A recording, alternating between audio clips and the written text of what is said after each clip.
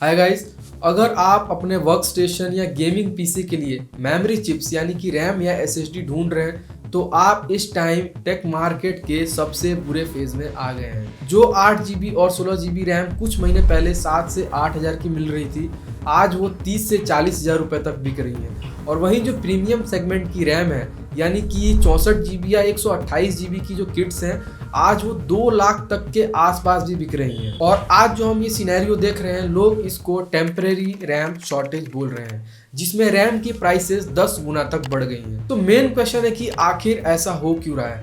तो इसका simple answer है एआई यानी कि artificial intelligence. So here is the main deal.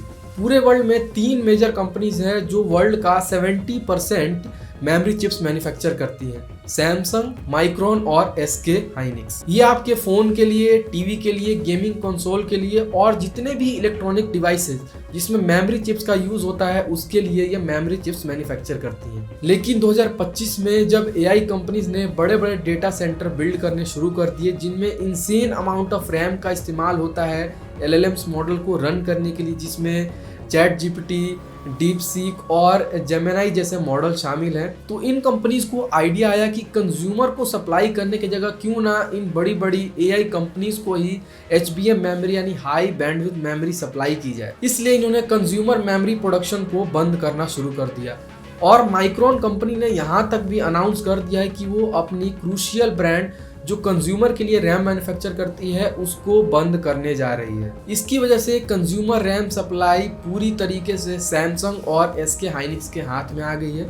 और जब मार्केट में कंपटीशन कम होता है तो जो प्राइसिंग पावर होती है वो सप्लायर के पास चली जाती है और इसका सीधा असर रैम की प्राइसेस पे पड़ा, क्योंकि सप्लाई लिमिटेड है और जो कंज्यूमर के पास और बायर के पास जो ऑप्शन है वो बहुत ज़्यादा लिमिटेड है।